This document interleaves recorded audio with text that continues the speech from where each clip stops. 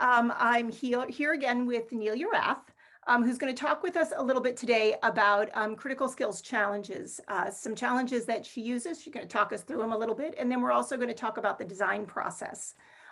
So you can get a little bit of a peek behind how these things are built. But first, I want to give Nelia a chance to introduce herself. Thanks, Laura. I'm Nelia Rath. I'm the assistant head of school at the Riverside School, and I'd also teach our 8th graders their world issues and current events class. I like to call it just opinions class. I find our 13, 14-year-olds are so ready for that. Oh, yeah. I've been teaching since I graduated from Antioch about almost 20 years ago, and I am an instructor for critical skills courses. I also direct the teacher center here at Riverside, where we're trying to create more professional development opportunities for teachers in the Northeast Kingdom and the North Country, and much of that heavily supported by Antioch. Awesome. Awesome. So tell us about these. You have 3 challenges to share with us today, right? I do, and I'm going to share my screen. I'm going to start with my home team challenge. I actually used this. Are you seeing a file called Home Team Challenge? I am. I used this actually in a 6th grade advisory, kind of a 6th grade homeroom, but I think it would work great in a lot of different levels. I learned this one from Peter Epic, of course, at Antioch. And I find it's a great kind of community builder at the start of the year when you're setting up the systems for your classroom, for your homeroom, for whatever it might be, maybe a week or a month into the school year. So before presenting this challenge, the students would have done some work on getting to know each other and what they have in common and what they have different from each other, and would have created somehow groups in class that represent some diversity among them. Can I just interrupt and ask a question? Do you set those groups, or do you have like some control over who goes where, or are they student selected? How do you decide who's in which team? I think I've done it different ways, different times. There are times when it helps for time management or what we need to get done, or because of the challenge of the group, for me to decide what the home teams are going to be. With older, more advanced groups that are comfortable with each other and know a little bit more about how to give and take with each other and with what their preferences might be versus what the needs of the group might be, I could say, okay, you know enough about each other. Now your task is to get into 3 diverse groups or something in between. It might not just be one or the other of those. Maybe I would help by saying, there need to be some 12-year-olds and some 13-year-olds in each group. There need to be people whose names start with different letters in each group. I could give them some tasks like that to follow. And also, I think it's important for the audience to know that Riverside is a fairly small school. So the kids know each other really well, which allows you to, you have a little bit of community going into this. They're not really all strangers on the first day that they come in. For sure. And even if they were, as I said, I think this would be a challenge for later in the week or later in the first month of the year, after there's been some intentional work done around getting to know each other.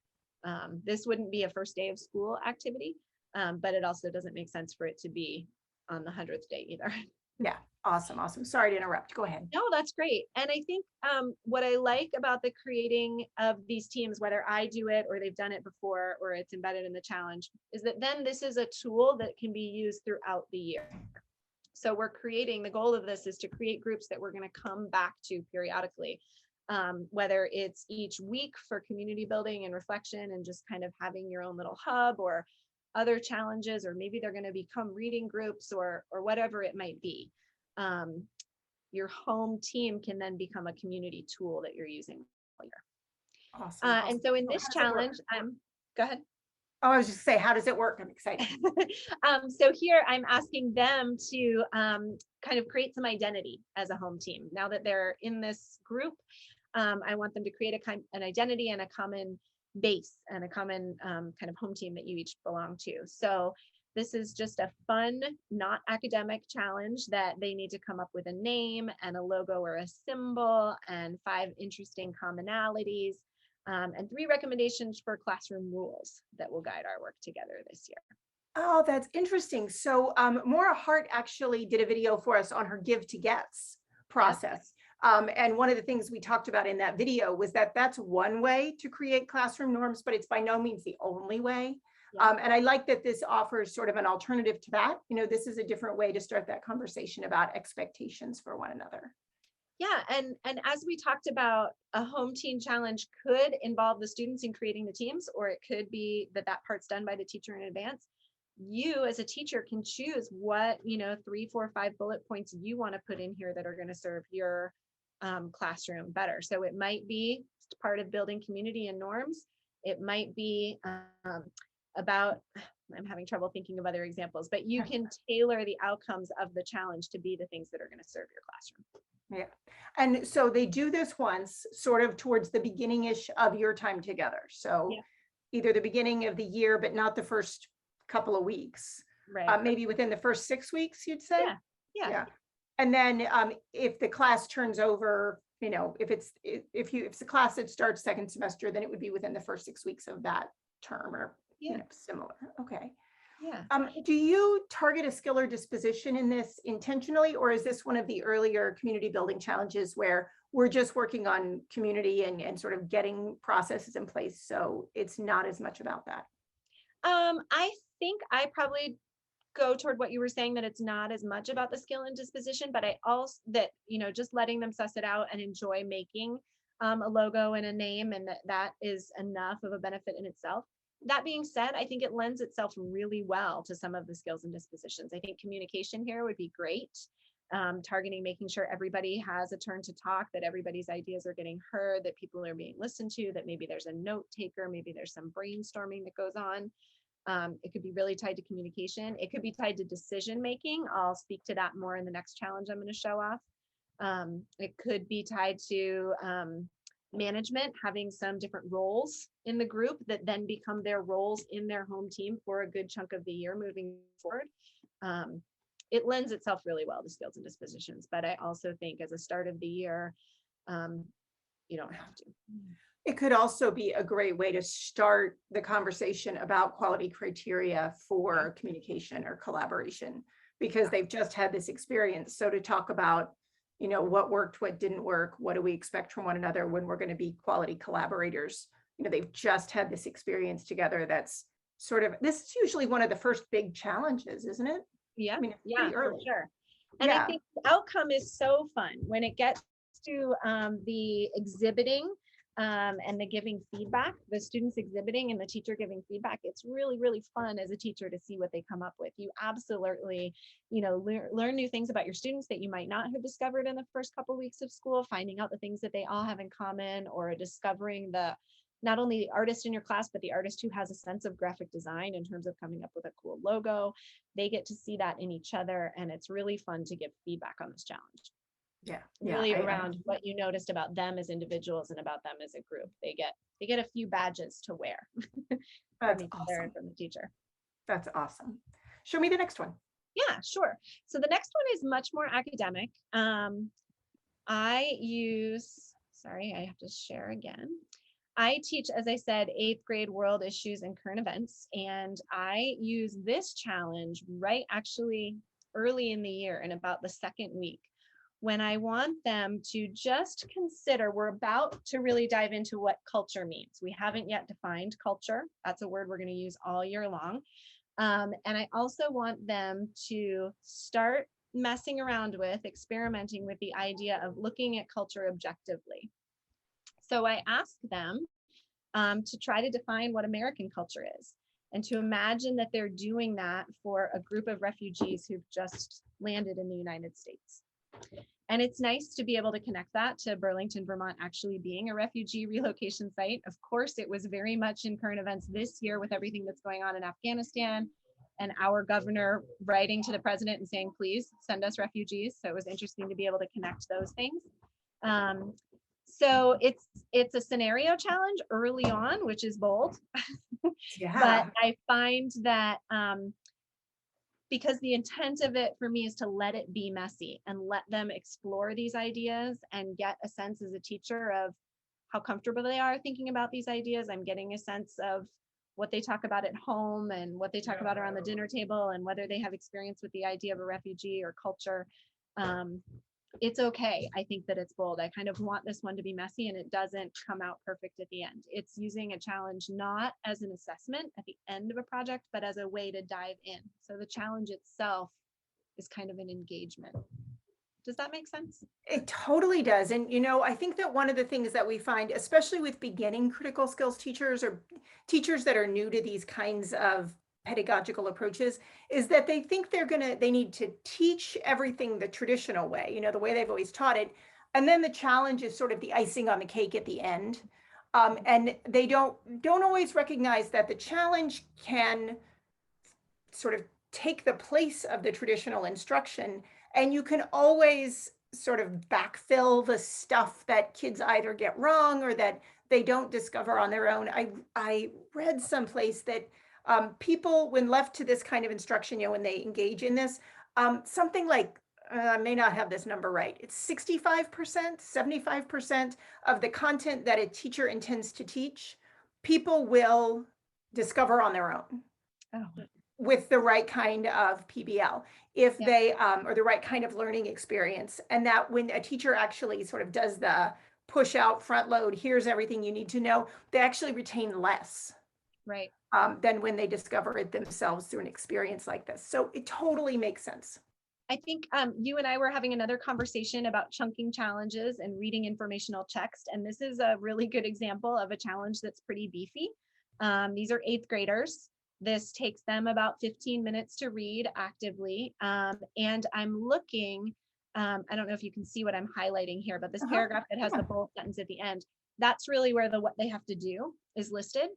And as an example of somebody who's been reflective and tried this challenge a lot of times and not had the students do quite what I was expecting or hoping they would do with it, one of my redesigns was this bold sentence here.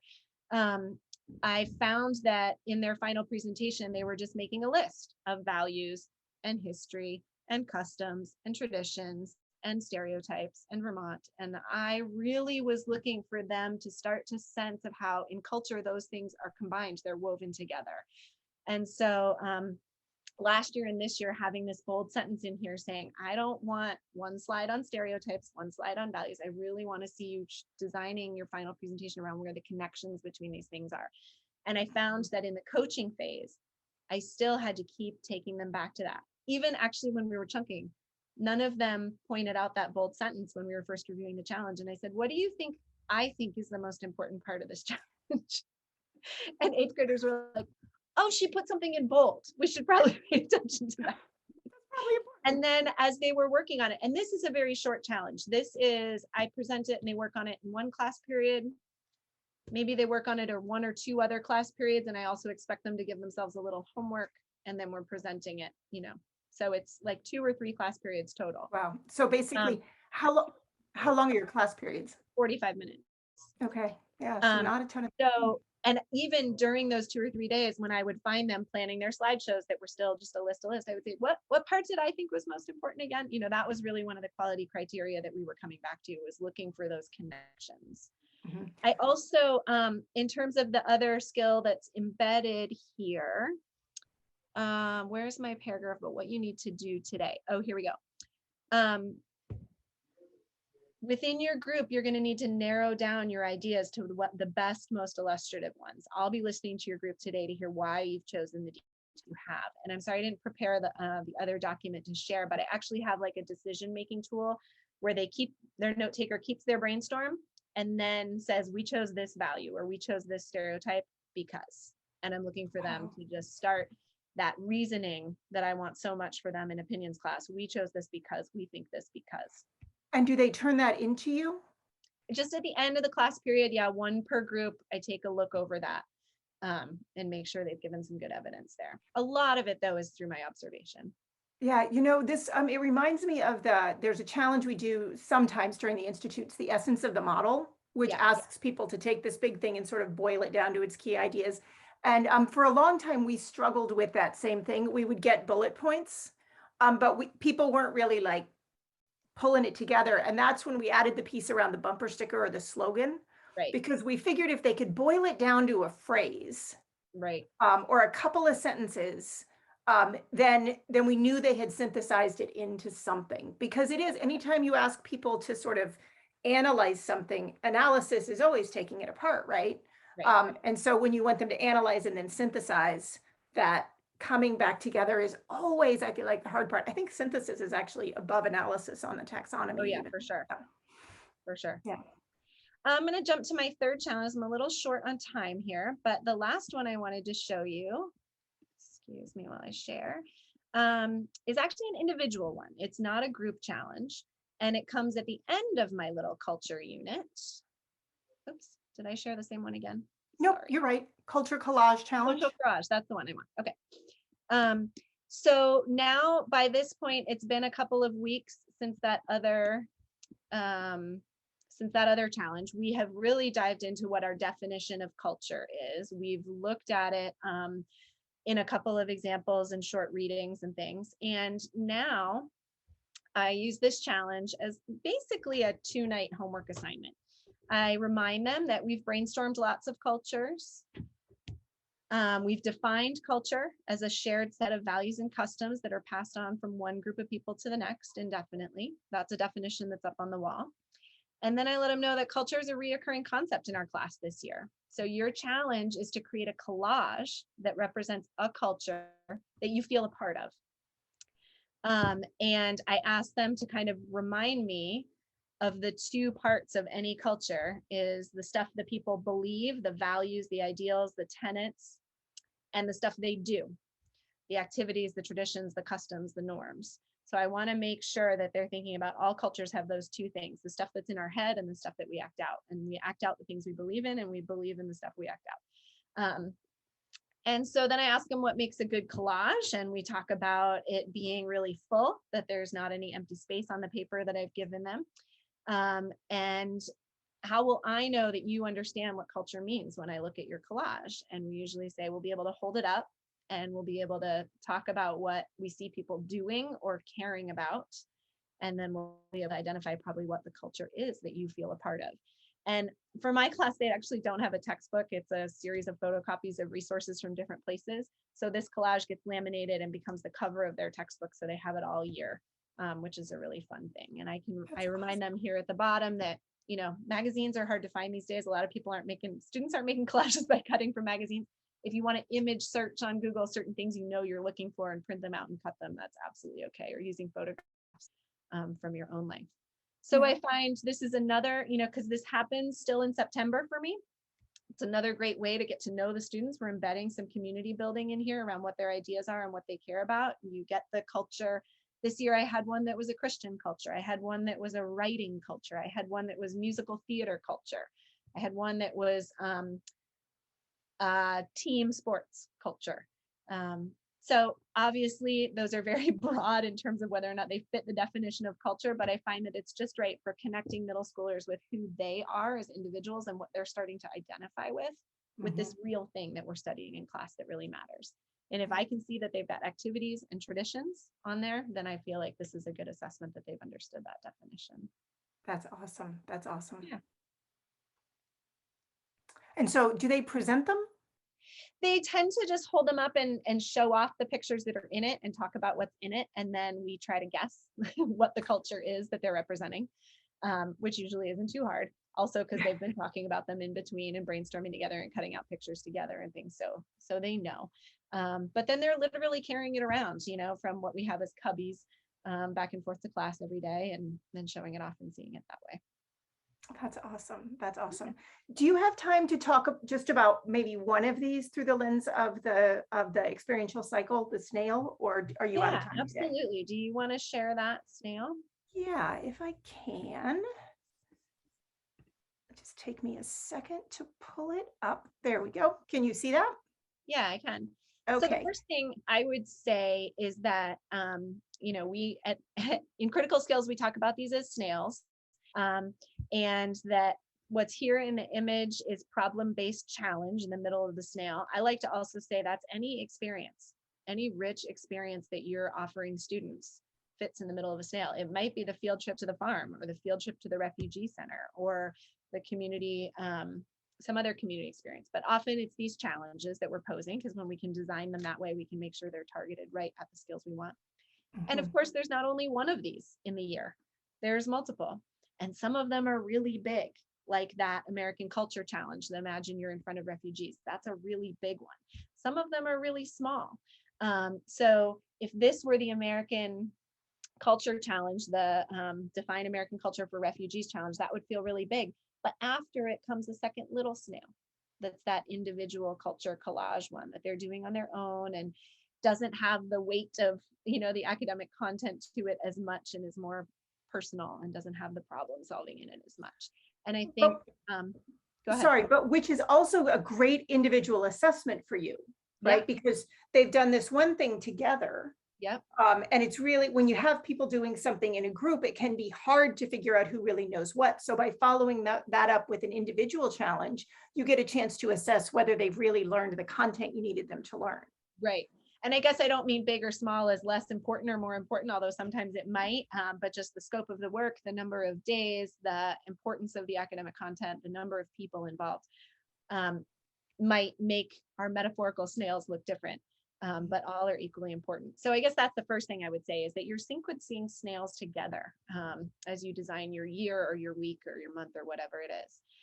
But going back to that refugee challenge, I so we've got our two paths here. We've got the students in the lighter colors and the teacher in the darker colors. Of course, the teacher starts first with the design. So I'm opening up that document I've saved from last year and looking at it again and going, what do I remember about how this went? Did it still work? Do I want to tweak any of this? Do I have a different group this year? Is there a different headline going on right now that I can connect this to? Because I'm a world issues and current events teacher. So I start with just being ready to change what I did last year. Sometimes, of course, when I'm finishing, I'll make notes in the document for what I want to do differently next year. And then I engage the students. This is because that home team challenge I don't usually use in this class. This is probably the first challenge I'm showing them. So just the fact that in the second week of school, our teacher's handing us this piece of paper that looks like an assignment, for my students is engaging enough. And while they're working, I am coaching by thinking about focusing them on brainstorming. We talked about how this was a brainstorming and decision-making kind of challenge. So I'm really coaching them on that. And toward that bold sentence that I was pointing out, reminding them what standard I cared most about in it, that they really look for those connections. So I'm doing a lot of listening. I have my favorite coaching tool is the Post-its. And I find that one where I'm carrying around Post-it notes and just jotting down observations or messages I have for students and putting it in front of them. Really fun coaching tool to use at the beginning of the year, because as you're introducing yourselves and the culture of your classroom, like, oh, my teacher is going to write me notes. It's really fun. I find they're really responsive to that. If I'm not hearing somebody's voice very much, or I might say, how is that example you were just giving connected to another example I heard your group talking about, getting them using those Post-it notes to get them toward the connections. Okay. Like I said, this is a messy one. When they're exhibiting, are they saying totally brilliant, profound things about American culture? Of course not. But they are thinking about how, we value freedom and democracy. And we actually fought a war about that for our revolution. That's connected. The war had to do with the values. And we all vote and we're free. They're just starting to piece together some of those concepts and see how they're woven together. So the presentations aren't perfect. Sometimes they get some American history wrong. They had American history last year. I tease them a little bit about what they remember and what they don't. But I'm just looking for them to try making those connections and messing around with it. So I would say the exhibit is messy in this one, and that's okay. That's what I'm looking for. Our debrief is really a conversation around where did we see those connections, where did we not. Sometimes we just do a 2 stars and a wish for what did you like and suggest for somebody else's work, but where did we see those connections that I was looking for, and give them feedback too, sometimes a little bit on their role in the group. Again, because this is early in the year, what am I learning about the individual and how they work in group? So I can say, give them some positive strokes for what I saw them doing really well, or some encouragement about using their voice more often, or something like that. Yeah. So can you, in that challenge, do you target a skill or disposition? Decision making. And so when you target that, does that change? Like, thinking about it in terms of your design, do you ever have times where you're like, you know what, this class actually needs to work on collaboration or communication before we can even get to decision making, or is that pretty much set? I absolutely would be open to that. I think that's exactly the kind of thing to look at when I'm first pulling out the assignment and I'm in the design phase and really thinking about which skill and disposition do I want to target. Because I'm pretty consistently doing this early in the year when I haven't totally figured out the group yet, I find that the decision making is a good kind of general one. It's a skill we're going to use a lot during the year. That's a good place to start. So I tend to stick to it, but I would absolutely be open to changing it. And do you make quality criteria, or, here's what decision making looks like and sounds like, or here's what I expect to see? Do you make that before, or do you do it after as part of the debrief? How do you talk about decision making with them? Yeah, I think I assume a lot of understanding. I think that's an area where I could grow on this, is really spending the time on what good decision making looks like and sounds like. That would be a good next step for me. I think I've assumed that they understand it, and often I have to remind them, like, well, wait, tell me how you decided that you were going to choose American Revolution as the important historical event as opposed to the civil rights movement or something like that. Getting them to refocus on their reasoning is a place that I'd like to spend more time. Well, I'm sure at this age group, some of our decision making is who talked loudest or who wouldn't give up. Absolutely. Absolutely. And then the knowledge understanding piece that you're really focusing on this is just the idea of culture, getting to a definition and a shared understanding. Yeah, and beginning it, because the idea that culture is made up of values and traditions and has history that impacts it and has stereotypes that are perceived about it, and that Vermont culture is not the same as American culture broadly. There's overlap there, but there's difference there. I don't even get to really our definition of culture out of this challenge. It comes later, but we start to get familiar with some of the words like values and history.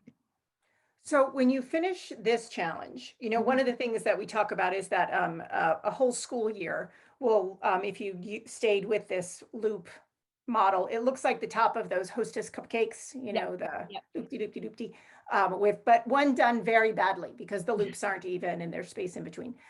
What happens after this challenge, but before the individual challenge? Is there anything that happens in between those, or is it one right into the other? No, absolutely. There's a wonderful 2-page reading we do about a woman visiting China and haggling in a gift shop and talking about what their stereotypes are about each other. And she comes to this wonderful realization. Hi, my daughter's coming in the room, but can you please sit in the kitchen for 1 minute? Ouch, I'll be right in. Yes, can you? Sorry. No problem. Hey, everybody's got lives, right? Everybody's busy. Everybody's got lives. Okay, if you could take that out into the kitchen, thank you. They come to this in the story of the Chinese woman in the gift shop. They come to this wonderful understanding where she says, I never thought of myself as an American until I was outside of America. And then I have to realize that that is the identity that I carry with me when I'm in other places. Then we watch a wonderful video by, it's a TED Talk by the author Michelle, Adichie is her last name. Sorry, I'm getting my authors confused. And she talks about the danger of a single story. Oh, I love that TED Talk. Yeah, we'll link to that. We'll link to that here. Yeah, it's such a great orientation to culture. She's a beautiful speaker. She's an author. She's, from Nigeria, but has a wonderful sense of American culture and still these great stories about the single story, which is really talking about stereotypes. And I find that phrase really resonates with my students, and it keeps coming up all year long. And they say things like, oh, you're using a single story. That's not the whole story. It's really great. So we do a couple of things like that, readings and videos and conversations, and a couple of current events, which this year happened to be about refugees from Afghanistan. So that was really fruitful. And then we do a brainstorm all the cultures you think you're a part of.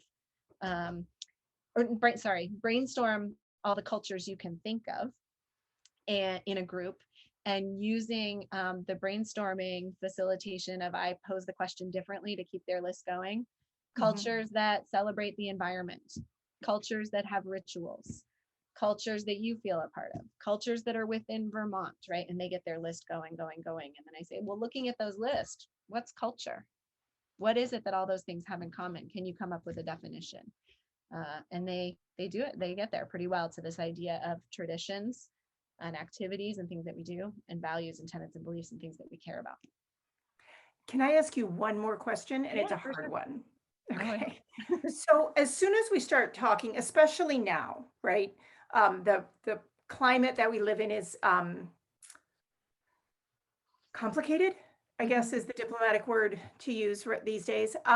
So what do you do if in these conversations, kids bring up things that feel racist, homophobic, sexist, ableist? How do you work with that? Because those are difficult conversations to have, especially with this age group, because you don't want to shame, right? I mean, you want to keep everybody safe, but at the same time, keeping everybody safe means also keeping kids safe who may be hurt by those stereotypes. So, I mean, I guess first, has that ever come up for you? It has a little bit. I think, and this is an area where I feel fortunate to work in an independent school because we can put right out there in our marketing materials and in our philosophy to say, we believe in equal rights in all of these areas. We believe in students being able to identify their gender. We believe in racial justice, all these different things. And so I have that pedagogy, and I have my team at my back to sometimes be able to say, that speech isn't okay here. And that's not what we believe in that we're going to be talking about in this class. I wouldn't start out with that kind of ending statement. I'm still going to take care of the students and guide them toward that by, well, why do you think that's true? And what if? And have you ever thought about it from the other perspective? Mhm. And try to really, because my class is an opinions class, it's about refining your arguments and your ideas. And I find that 13 and 14-year-olds think that they have really strong and really important ideas, and it's really not hard to throw around their thinking and find holes in their logic. Yeah. And that's what I love about it, because it flips them right over and they go, oh, well, okay, I guess, yeah, I need to keep thinking more about that. Or, oh, I guess you're right. Or they come up with some false logic. So we work through things a little bit where I try to just help them form opinions that are more informed. But then when it comes to things that I really believe are wrong and my school really believes are wrong, I can stand on that too. Yeah, well, and having that, the danger of a single story as part of their early experience, pointing back to that, it reminds me, this is funny, this is like the third time today that this has come up, but Byron Katie's work around the questions. I don't know if you're familiar with her work, but one of the first questions is, what is the story you're telling yourself Right, about anything? And then the second question is, what if that's not true? right, And I find that using those questions to help people unpack beliefs can be really interesting, because a lot of times people never take the moment to think, well, what if that isn't true? Well, right. what does that mean for me? What does that mean for them? What does that mean for all of us? It can be really opening.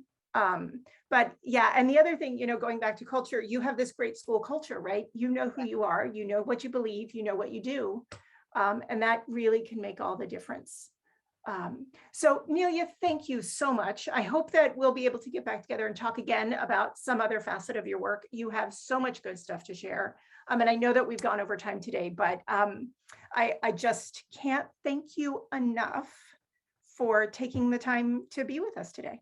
You're welcome. And I'd love to hear from people who watch these videos. So please reach out, ask questions, keep the conversation going. Okay, thank you very much. Have a great day. You too.